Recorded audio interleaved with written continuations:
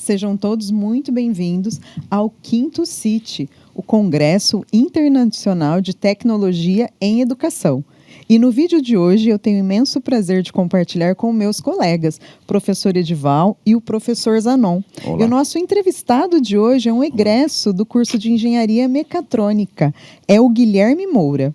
O nome da palestra é Do IoT à IA, para onde caminha a aula de sistemas embarcados. Guilherme, eu vou pedir para você fazer um breve resumo e se apresentar, por favor. Com certeza. É uma honra estar de volta no Salesiano depois de tantos anos, tantos momentos legais, tantas aulas, tantos projetos que eu tive a oportunidade de participar. Professor Zanon, professor Edival, um prazer reencontrá-los. Professora Priscila, também um prazer conhecê-la. Prazer é todo meu. E legal. Bom, eu vou falar um pouco hoje da minha área de sistemas embarcados. Foi a área que eu foquei durante a faculdade. Vou fazer uma breve recapitulação do que eu vi na área de sistemas embarcados no Brasil, como foi a mudança de sair do Brasil e vir trabalhar na Alemanha, com o que diz respeito à área de sistemas embarcados, os padrões, como funciona, qual que é a dinâmica aqui e aí no Brasil, e falar um pouquinho também do futuro. O que do futuro já está acontecendo agora na área de sistemas embarcados e o que ainda vai acontecer. Com certeza, isso é uma opinião minha, pessoal, mas baseado no que eu vejo aqui no meu dia a dia de trabalho. Podemos começar? Posso compartilhar aqui? Pode sim, por favor. Os professores gostariam de falar alguma coisa para o Guilherme? Podem ficar à vontade com esse reencontro. Ele era bom aluno, excelente, né? É uma grande satisfação ter uma pessoa como o Guilherme, porque realmente ele trilhou um caminho assim que eu digo que é o caminho de quem tem empenho, dedicação, quem gosta da profissão. Então, só tenho a agradecer e te parabenizar por isso, Guilherme. Obrigado, professor. Só lembrar um episódio, se o senhor lembra um artigo que a gente escreveu numa das suas aulas sobre o nitinol. Lembra do nitinol? Ah, sim, com certeza. Aquela liga de alumínio inventada pelo exército americano. Exatamente. Sim. Muito interessante, um capítulo da história da faculdade que eu acho que a gente discutiu muito, foi muito interessante. Olha só. Tive a oportunidade de compartilhar com meus colegas. Que legal. Bom, então deixa eu começar aqui para a gente ser o mais breve possível. Uma breve recapitulação da minha carreira no Brasil. Durante a minha formação no Salesiano, eu fui estagiário do professor Edival com um projeto de robótica. Ali eu tive meus primeiros contatos com sistemas embarcados.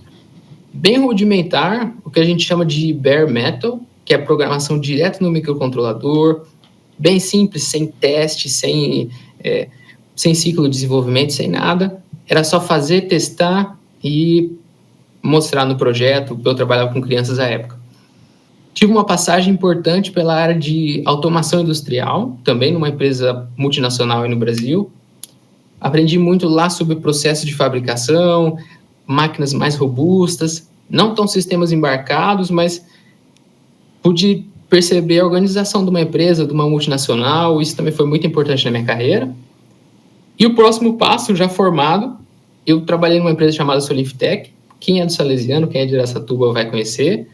Mas a Soliftech é referência mundial na área de computadores de bordo para sistemas agrícolas. E ali também eu tive meu primeiro contato, vamos dizer assim, profissional com a área de sistemas embarcados. E foi ali que eu olhei para a minha carreira e pensei, o que eu estou fazendo na Soliftech é muito inovador, é muito interessante. A Soliftech é uma empresa, eu não sei hoje, eu acredito que ainda é, uma empresa muito pioneira.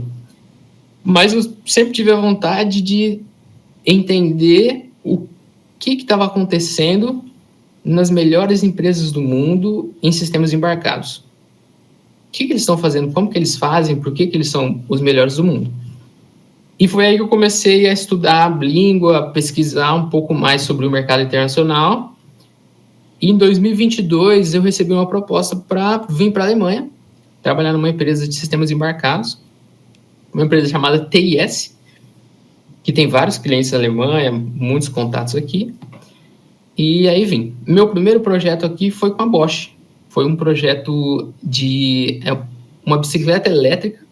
É um conceito um pouco diferente do Brasil, de bicicletas elétricas e tal. Ela não tem um motor, vamos assim dizer, é mais um suporte. Mas eu vou usar essas duas experiências para fazer uma comparação entre os sistemas embarcados no Brasil, atualmente, e os sistemas embarcados na Alemanha, atualmente. Os alemães, eles, como eu pontuei aqui, focam muito em ciclos de desenvolvimento. Eles usam muito algo chamado ciclo V aqui, que vem desde dos requisitos de produto, requisito de design, implementação. Só depois da implementação você testa tudo e aí você integra tudo num produto só e no final você tem que fazer esse produto para que ele seja, ao longo do tempo, caso precise ser mudado, você consiga mudá-lo com facilidade. Isso é o conceito de manutenção, maintainability, que a gente tem aqui. Bom, pensando nisso e olhando para o Brasil, atualmente, ou até alguns anos atrás, a abordagem é um pouco diferente. No Brasil, a gente foca mais em entregar o produto, ter um produto, o que a gente chama de mínimo produto viável, que é ter alguma coisa que funciona para poder conversar com o comercial, colocar no mercado e a partir daí a gente vai para os próximos passos. Então essa foi uma das principais diferenças que eu vi no Brasil e na Alemanha. Talvez pelo fato daqui a gente tá falando de empresas de muitos anos, empresas muito, muito maduras, que têm um mercado muito maior, uma base de clientes gigantesca no mundo inteiro e que geralmente focam no cliente final, que é o caso da Bosch, que eu trabalhei, mas também as empresas de carros, as empresas de aplicações domésticas, enfim. Então, isso é a diferença no ciclo de desenvolvimento. Outra coisa muito importante aqui na Alemanha, que são esses dois pontos aqui, que é o que a gente chama de MISRA e de ISO 26262. Diferença grande também entre a Alemanha e o Brasil. Aqui, a segurança dos produtos é levada muito em consideração e já desde o primeiro momento do ciclo de desenvolvimento. A partir do momento que você começa a pensar no produto, você já vai começar a pensar, e já tem que começar a pensar na documentação, documentar as etapas de desenvolvimento, de código, e também seguir as diretrizes internacionais de desenvolvimento de código. Um exemplo simples. Um if nunca pode deixar de ter um else, um switch. Um switch tem que ter uma opção para caso nenhuma das opções do switch seja um dos casos. Vamos supor, você tem um switch com 4 opções. O que acontece se nenhuma daquelas 4 opções foram chamadas durante o código? Você precisa ter uma quinta opção, que a gente chama de default, que é a padrão. Enfim, então essa é uma diferença grande aqui também entre o Brasil e a Alemanha. Outros 2 pontos importantes RIL e SIL, que a gente chama de software no loop e hardware no loop. Depois que um produto está pronto, você nunca para de testar ele. Você testa ele continuamente para garantir que as mudanças que você fez nesse produto não quebrem a funcionalidade original do produto. Um carro que acende uma lanterna do lado direito. Porque você instalou um sistema novo de Bluetooth, ele não pode parar de acender a lanterna. Como que eu garanto isso? Eu garanto isso com essa abordagem aqui que chama SIL, Software in the Loop. Eu testo o novo sistema de Bluetooth, mas o que eu vou testar? Vou testar a lanterna que acendia antes, e ela tem que acender do mesmo jeito agora. Bom, vamos lá. Vou passar para o próximo, então. Legal. Falamos lá da comparação do Brasil com a Alemanha. Agora a gente começa a entrar um pouco no que está acontecendo agora e vamos começar a olhar para o futuro. A tendência de integração da nuvem com o dispositivo, um exemplo clássico é o seu celular e a nuvem, por exemplo, uma nuvem que guarda fotos. Já é antiga.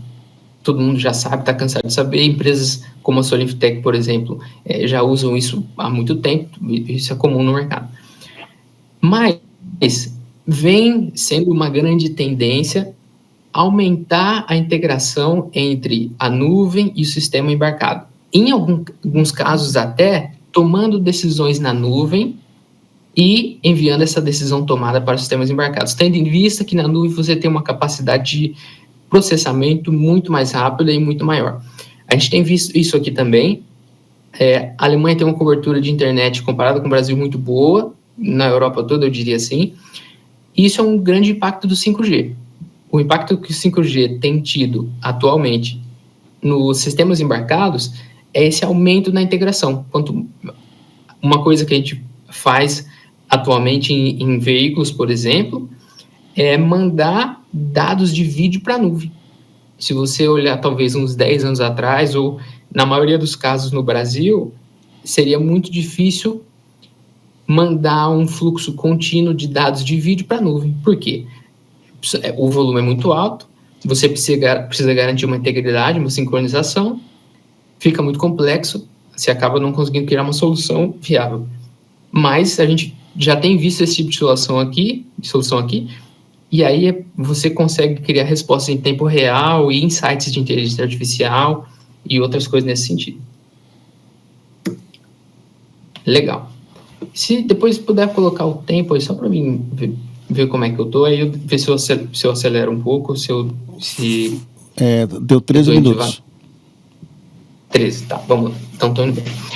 Bom, aí eu queria trazer esse conceito de veículo definido por software. Falamos lá do estado atual, sistemas embarcados Brasil e Alemanha. Falei uma tendência que é forte agora, era forte no passado e vai continuar forte, que é a nuvem, a integração da nuvem e com o sistema, o dispositivo.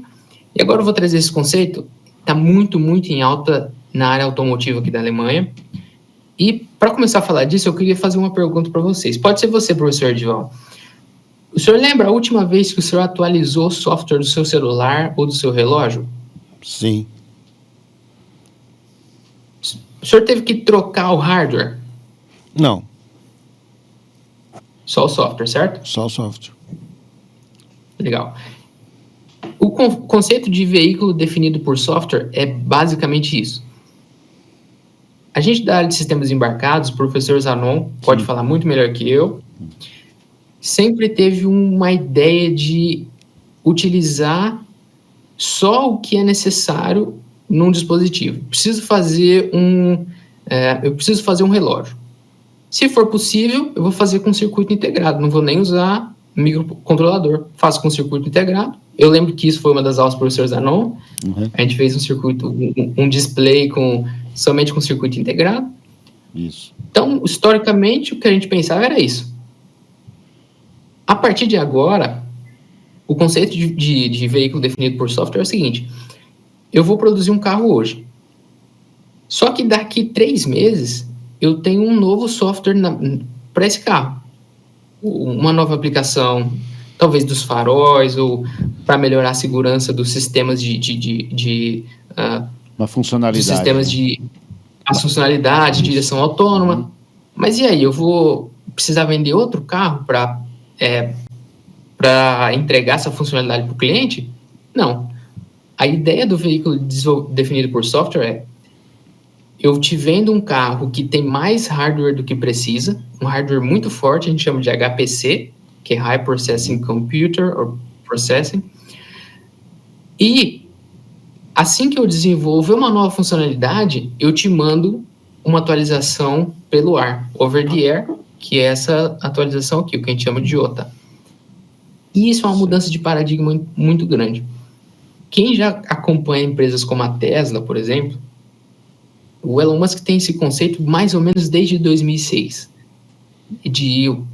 Não consegui aplicar naquela época, é claro, mas ao longo dos anos isso foi sendo colocado em prática na Tesla e tem funcionado muito bem. Agora, as grandes montadoras alemãs, americanas também, estão batendo fortíssimo nessa tecla, que é de trazer para o mercado carros com muito mais hardware que precisa e desenvolver software e entregar rápido para o cliente. Lembrando que essa é uma ideia que já funciona há muitos anos em smartphones. Eu acabei de mostrar isso com o que eu falei com o professor Edival, mas também em TVs, em relógios e coisas do tipo. Vamos lá, vamos seguir em frente. Legal, agora eu queria mostrar o futuro para vocês no meu ponto de vista. Eu falei aqui, nós falamos até agora, só recapitulando. Brasil e Alemanha, estado atual, falamos de integração com a nuvem, falamos de veículos definidos por software, e agora um pouquinho olhando o futuro, mas como sempre, para olhar para o futuro, a gente olha para o passado. Tá todo mundo conseguindo ver essa imagem desse carro dirigindo na estradinha aí ou não? Sim. Sim.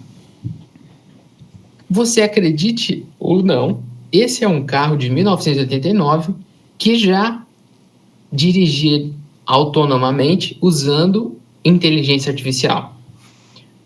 Mais especificamente, redes neurais. Se alguém tiver interessado, depois eu posso enviar o paper que foi publicado desse carro. O que eles fizeram aqui foi o seguinte: treinaram uma rede neural. Essa aqui é uma antiga ambulância do Exército. Eles vinham trabalhando há cerca de 10 anos nessa ambulância para fazer com que ela dirigisse de forma autônoma. Eles tinham tido sucesso em dirigir por cerca de 50 centímetros. Eles tiveram a ideia, estava um pouco em alta em 1990, mas nem tanto. Tiveram a ideia de tentar usar redes neurais para ensinar essa rede o que era uma estrada, o que era um obstáculo, o que era o canteiro, e assim conseguiram dirigir de uma cidade a outra cerca de 60 quilômetros utilizando redes neurais. Guilherme, por que você está falando isso? Você quer falar de futuro? Você está mostrando um desenvolvimento de 1989. Bom, vamos lá. Eu tenho uma aposta grande, e é isso que eu venho estudando e também conversando com colegas engenheiros, indo em eventos aqui na Alemanha. A inteligência artificial, mais especificamente as redes neurais, tem uma capacidade muito, muito grande de transformar a área de sistemas embarcados. A maioria dos projetos que eu trabalhei e que eu vejo hoje são o que a gente chama de programação baseada em regras. Basicamente, pensa que você precisa ensinar para um programa o que é uma camiseta. Você não pode mostrar uma camiseta, né? A programação baseada em regras. Ou seja, você falaria para o programa: bom, uma camiseta, você pode pensar num quadrado, tem 2 buracos numa das pontas, um buraco maior em cima. Você acharia um jeito de explicar o tecido.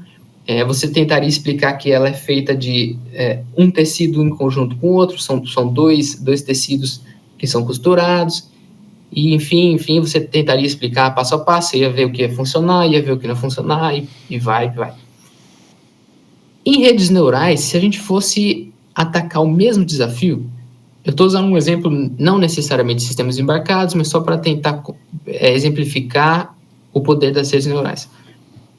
Em redes neurais, você conseguiria, com um volume de dados bom, por exemplo, 1 milhão ou talvez 1.000 fotos de camiseta, 100.000 fotos de camiseta, alimentar uma rede neural com esses dados, e a partir disso, a rede neural conseguiria, de maneira muito mais fácil, identificar o que é uma camiseta. Dito isso, indo para a área de sistemas embarcados, um desafio que normalmente é muito complexo, como desenvolver um carro autônomo ou um braço robótico que vai pegar diferentes objetos em um dia numa fábrica. Imagina um braço robótico que pega uma garrafa, que pega um prego, que pega um parafuso. É muito mais fácil treinar esse braço robótico com redes neurais, alimentando dados. E, inclusive, tem um livro chamado Fazedor de Gênios sobre inteligência artificial, e tem um caso clássico de uma empresa que treinou braços robóticos com redes neurais, e foi exatamente o que eles fizeram, e tiveram um resultado muito, muito melhor do que o que eles tinham quando usavam programação baseada em regras. Não sei como eu estou de tempo aí, mas 21 olhando para o minutos. futuro... 21, então tá bom. Então, olhando para o futuro, a minha grande aposta, o que eu estou estudando, é redes neurais.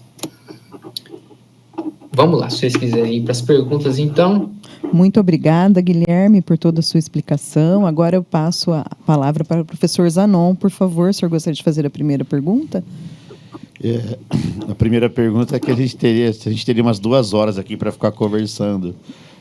Infelizmente, aqueles não. podcasts de 2 horas, né? É assim, é empolgante. Eu sou suspeito. É que agora eu sou o professor de sistema embarcado. Tá? Acho que na sua época não era. Acho que era a área industrial, né? Automação, esse tipo de coisa, né? Depois eu passei para a área de sistema embarcados. E assim, sou completamente apaixonado por esta área que ela é fascinante, né? Ela é fascinante.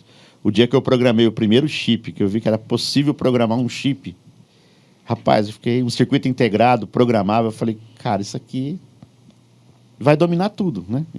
E é isso. O que eu queria perguntar para você é o seguinte. Primeiro, que para fazer todo esse processo que você mostrou para a gente, né, a questão de transmissão de imagens, né, você gravar vídeos e produzir isso para a empresa ter o controle, a própria atualização via ar, né, automática do carro. Eu diria o seguinte, a questão de infraestrutura, entendeu? Assim, você está na Alemanha. Sim. Né? A gente está no Brasil. E eu acho assim, o que você me diria com relação à infraestrutura? Porque sem essa infraestrutura, essa tecnologia não consegue ser implantada. É isso? Depende muito do tipo de tecnologia, do caso, mas realmente vai depender da localidade. O que a gente vê no setor automotivo são soluções robustas, mas muito focadas a mercados. Então, a gente vê algumas soluções em veículos aqui na Alemanha. Eu estive no Brasil em março agora, a gente vê também algumas soluções em veículos no Brasil. Exemplo, tá? Seria muito mais simples implementar aqui na Alemanha uma decisão em tempo real, baseada em análise de dados de vídeo, do que aí no Brasil. Eu, como engenheiro, atualmente, não faria isso em lugar nenhum do Brasil. Imagina uma decisão de segurança. Uma decisão, por exemplo, entre decidir entrar numa rua ou não, decidir aumentar a velocidade de um veículo ou não, que é tomada na nuvem, eu não faria isso. Mas, por outro lado, os veículos hoje têm, sim, uma capacidade muito alta de tomada de decisão com inteligência artificial em loco. Isso que eu ia te falar. No próprio veículo, no próprio hardware que está no veículo. Exatamente. Ah, tá. Isso. Não vale a pena complicar algo que você pode simplificar. Sim. Então, assim, veículos já são, como eu falei, hoje em dia os veículos eles são entregues com mais hardware do que o necessário. Então, a gente tem uma capacidade de processamento boa e tem um detalhe muito legal de redes neurais que é assim, quando eu comecei a estudar esse assunto pela primeira vez, eu pensei, não vai funcionar, porque eu preciso de uma capacidade de processamento muito alta para treinar uma rede neural. Como é que eu vou fazer isso? Um exemplo, tá? Como é que eu faço isso? Vou pegar um exemplo bem básico. Como é que eu faço isso no Arduino? Eu costumo usar muito o STM aqui. Isso eu ia perguntar. É o ST. Isso. Entendi. Ele é o custo. Mas mesmo no ST, mesmo no ST, como é que eu faço para treinar uma rede neural no ST? E aí eu descobri uma coisa muito interessante. Hoje, a gente tem um conceito que chama inferência. Eu consigo treinar uma rede neural no meu host, no meu computador, com a minha GPU aqui, com todo o meu sistema. E aí eu programo no meu... Vamos usar o exemplo mais básico. Eu programo no meu Arduino só o aprendizado. Então, eu aprendi na minha máquina, eu aprendi como desvio de objetos na minha máquina, e aí eu mando esse aprendizado, que é muito mais leve, eu consigo otimizar ele muito melhor para o meu sistema embarcado. Então, você embarca e aí fica muito mais leve. O aprendizado. Você Exatamente. embarca o aprendizado, entendi. A lição pronta. Eu embarco o aprendizado. Pronta. Exatamente. Ah, boa, entendi. Legal, hein? Interessante esse conceito. É muito legal. Muito bom. E eu ia perguntar exatamente qual a tecnologia que vocês têm usado na área de microcontrolador, né? Aí você já até me respondeu que é o ST, né? Assim, o ST domina aqui, tá? É. Isso eu posso falar, assim, que, assim, diferentes empresas. O problema que a gente tem, assim, são questões didáticas, né? Os nossos alunos, eles precisam aprender os conceitos iniciais, né? Para poder desenvolver, né? Mas, assim, eu percebo agora que eu uso muito a linha PIC, né? Nós estamos fazendo propagandas de sistemas, mas a gente tem que falar sobre isso, né? Então, assim, eu percebo que eu preciso achar uma forma justamente de trabalhar com essa questão da inteligência artificial. Porque até pela pinagem dos microcontroladores, eu falo, dá para criar uma rede neural aqui. Mas ainda não consegui criar esse conceito no hardware, né?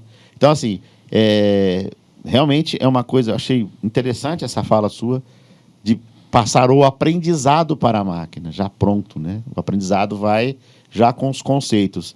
E como é que ficaria essa questão do sensoriamento? Porque eu preciso de colher dados, né? Eu preciso colher dados externos para poder tomar essa decisão, né? E como que ficaria essa parte? Como é que você poderia dar uma dica para a gente? Eu simulo a parte de sensoriamento na minha máquina de aprendizado que esteja igual ao que eu vou ter no local. É isso? É esse o caminho. Já matou a charada, professor. Ótima pergunta. Eu tenho aqui, o primeiro projeto que eu comecei de inteligência artificial embarcada, essa também foi uma pergunta principal que eu fiz. O que eu fiz? Eu peguei 5 sensores ultrassônicos, um rover, como se fosse um rover, Sim. E uma placa da ST, e eu falei, vou testar uma rede neural aqui, deixa eu entender o caminho, né?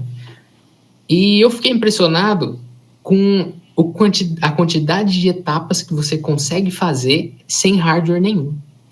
Eu acho que o senhor, assim, por mais a gente ser um pouquinho de épocas diferentes, o senhor tá novo ainda, também não tô tão...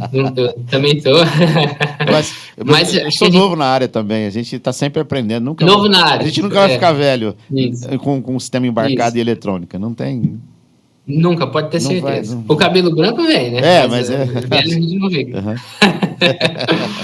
E o que acontece eu fico impressionado, eu sempre fui muito ligado a hardware. Então, assim, você quer ver o LED piscar, você quer ligar o fiozinho e tal. Eu acho que a gente tem muito isso, né? Muito legal, Mas eu fico impressionado de ver até onde eu consigo ir sem hardware nenhum. Exemplo.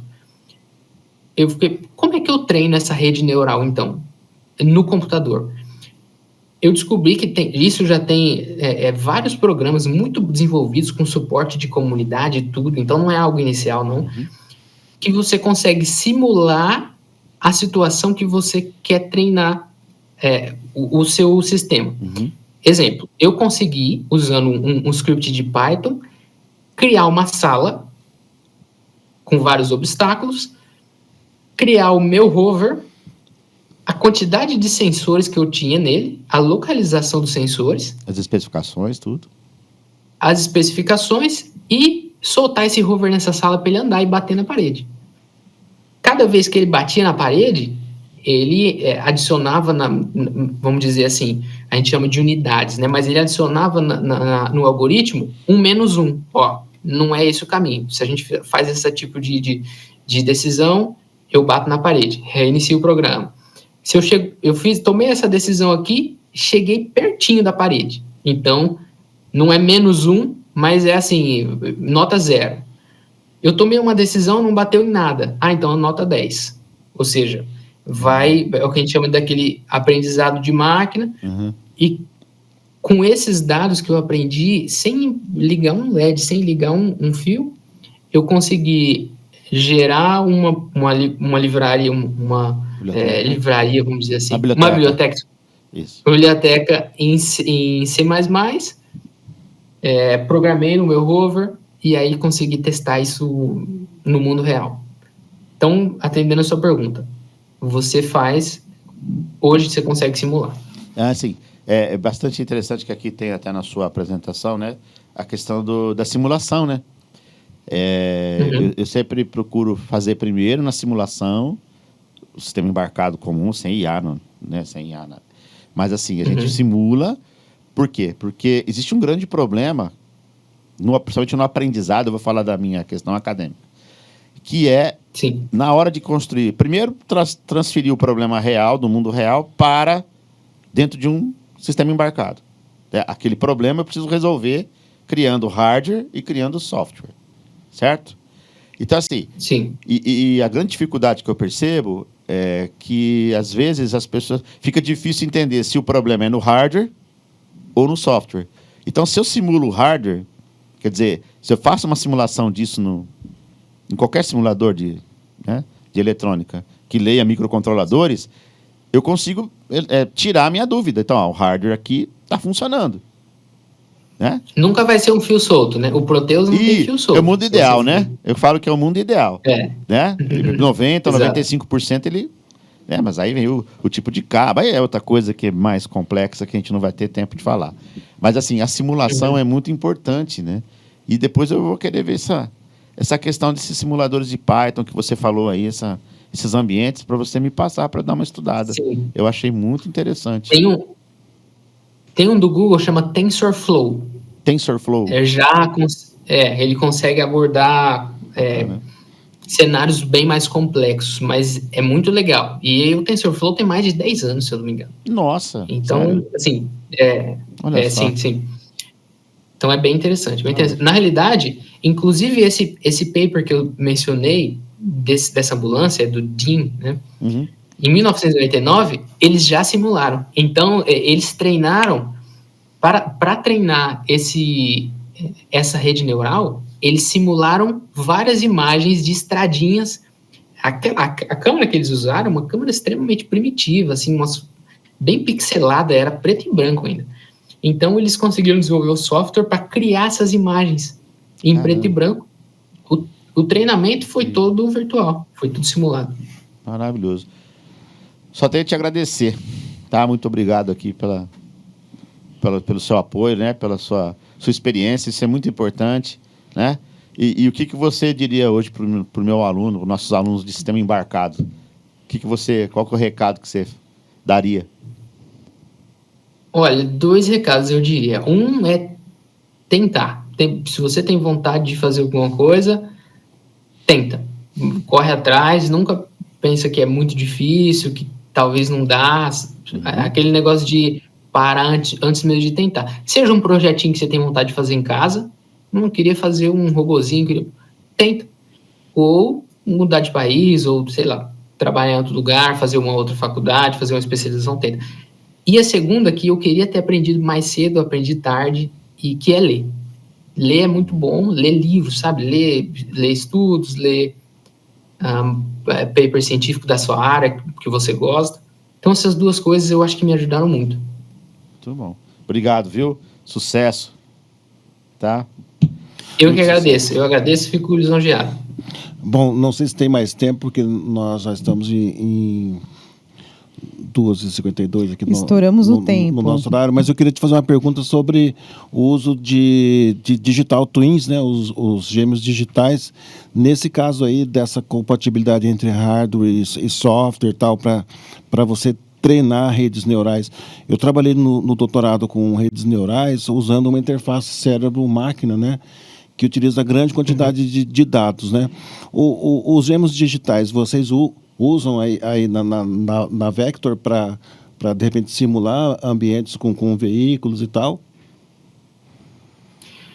Olha, eu conheço um cenário na BMW e na Mercedes que usam gêmeos digitais. A diferença da Vector é assim, a Vector é uma fornecedora de soluções de software, vamos dizer assim. Certo. Então a Vector nunca vende para o cliente final. Os clientes da Vector são a Mercedes, são a BMW e tal. Então, eu não conheço, não posso falar assim 100%, mas não conheço a Vector, nenhum caso que a Vector tenha. Agora, essas outras empresas, eu inclusive tive alguns meses numa palestra aqui do vice-presidente de tecnologia da BMW, onde ele contava os mais recentes desenvolvimentos dos Digital Twins. Muito usado aqui. Eles estão usando muito, principalmente na etapa de desenvolvimento e validação. Porque certo. Imagina, você gera você sai com um carro da fábrica com talvez 5, 6, 10 câmeras. E você gera muito dado. E você, com esse dado que você pegou nesse carro, com essas 10 câmeras, você quer testar uma abordagem nova. Sim. você não precisa testar nesse carro que está andando na rua. Exato. Você pega os dados do carro que está na rua e testa no Gêmeo Digital, que só existe online. Isso. Então está sendo muito usado aqui, sim. Ah, legal. E só mais uma questão em cima disso, porque no site da Vector, parece que houve uma palestra, se eu não estiver correto. Vocês têm usado alguma coisa com relação à computação quântica? Boa pergunta, professor. Não vou saber te falar. Posso ver e te avisar, assim. A Vector, ela tá sempre na vanguarda. Então, assim, essa questão que eu falei do veículo de software, a Vector é uma das principais, vamos dizer assim, fomentadoras dessa tecnologia. Então, eu não duvido que eles devam estar envolvidos, sim.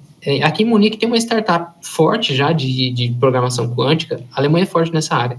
Então, pode ser que eles estejam, sim. Sim, legal. Bom, e só para fechar, então, porque já deu nosso tempo aqui, você já está mais que escalado e convidado a nos ajudar aqui no Unisalesiano, para que a gente, né, professor Zanon, a gente tente implantar algum tipo de atividade didática que fosse envolvendo esses conceitos aí que você está trabalhando aí tão bem, Guilherme. Acho que você poderia ser o nosso embaixador. Depois me passa o contato para a gente poder bacana, viu? umas ideias.